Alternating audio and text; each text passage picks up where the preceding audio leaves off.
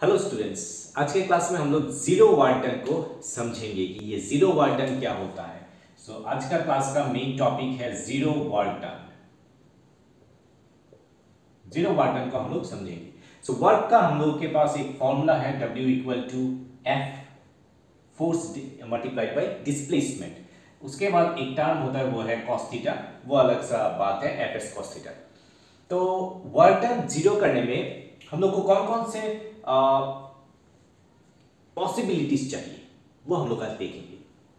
तो first possibility ये है कि if force equal to zero, अगर फोर्स को ही हम लोग जीरो कर देते हैं तो वार्टन जीरो हो जाएगा। नेक्स्ट पॉसिबिलिटी यहां पे आ जाएगा if S is equal to zero, यानी कि डिस्प्लेसमेंट को अगर जीरो कर देते हैं, डिस्प्लेसमेंट होता ही नहीं है तो यहाँ पे वर्क जीरो हो जाएगा। थर्ड पॉइंट ये है कि if force perpendicular to displacement, यानी कि फोर्स और डिस्प्लेसमेंट अगर परपेंडिकुलर रहता है तब क्या होगा कि यहाँ पे वार्टन जो है जीरो हो जाएगा। तो यहाँ पे कुछ एग्जांपल ले लेते हैं। फर्स्ट का एग्जांपल ले लेते हैं, force equal to zero. Force equal to zero means अगर हम लोग सपोज फोर्स अप्लाई नहीं कर रहे तो बॉडी जो है मूवमेंट करेगा ही नहीं, तो यहाँ पे वार्टन जीरो हो जाएगा। और एक एग्जांपल दे सकते हैं during circular motion. Circular motion में जो वार्टन होता है वो जीरो रहता है। कैसे? सपोज एक बॉडी इस तरीके से मूव कर रहा है, यहाँ पे है पॉइंट और ये है सेंटर। ओके, तो मूव जब कर रहा है तो यहाँ पे सेंट्रीफ्यूगल फोर्स और सेंट्रीपिटल फोर्स, यहाँ पे टोटल नेट फोर्स जो है इस पार्टिकल के ऊपर जीरो हो रहा है, यानी कि नेट फोर्स जीरो मतलब इसका कोई वार्टन नहीं हो रहा है। ठीक है, ये एक चीज है यहाँ पे circular motion example. Next, displacement equal to zero. Suppose हम लोग वॉल को पुश कर रहे हैं, बहुत जोर जोर से इसको धक्का दे रहे हैं, क्या ये बोर्ड मूव हो रहा है? डेफिनेटली नहीं। फोर्स तो हम लोग अप्लाई कर रहे हैं बट यहाँ पे डिस्प्लेसमेंट जीरो हो रहा है, तो इस कारण यहाँ पे वार्टन जीरो हो जाएगा। तो हम लोग क्या लिखेंगे? पुशिंग द बोर्ड या फिर पुशिंग ए वॉल। वॉल को जितना भी हम लोग पुश कर लो ये वॉल मूव करने वाला नहीं है, तो यहाँ पे वार्टन कितना हो जाएगा? जीरो रह जाएगा। Next, force perpendicular to displacement.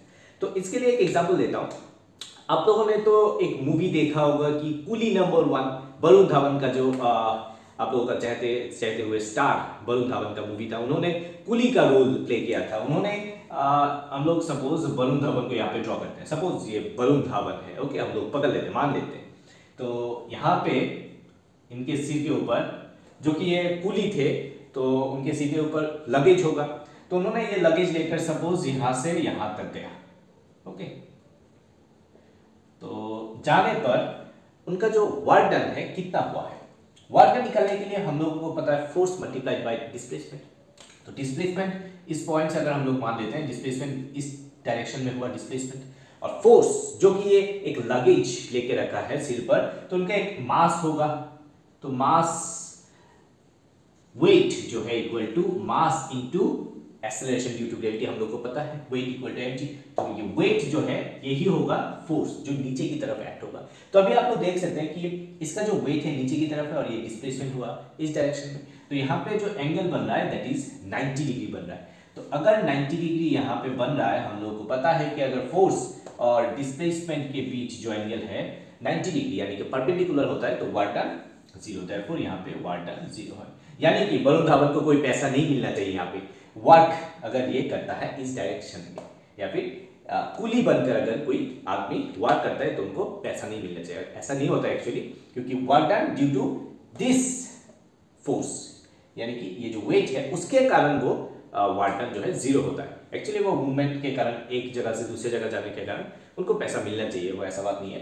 तो क्या होगा? कुली जब अपर हेड पे कोई लगेज लेके जाएगा तब वहां पे जीरो हो जाएगा। ओके, या फिर कोई भी ऑब्जेक्ट अगर हम लोग हाथ पे उठा के एक जगह से दूसरी जगह पर जाते हैं तो यहाँ पे डिस्प्लेसमेंट और फोर्स जो है परपेंडिकुलर रहता है। In that case work done is equal to zero. तो हम लोग बहुत सारे कंडीशन यहाँ पे देख चुके हैं कि जीरो वार्टन किस तरीके से होता है, जीरो वार्टन। ओके, तो आई होप ये जो क्लास है आप लोगों को समझ में आ गया होगा। डाउट अगर आप लोगों के पास रहता है तो डेफिनेटली कमेंट कीजिएगा। I will happy to reply you. Thank you.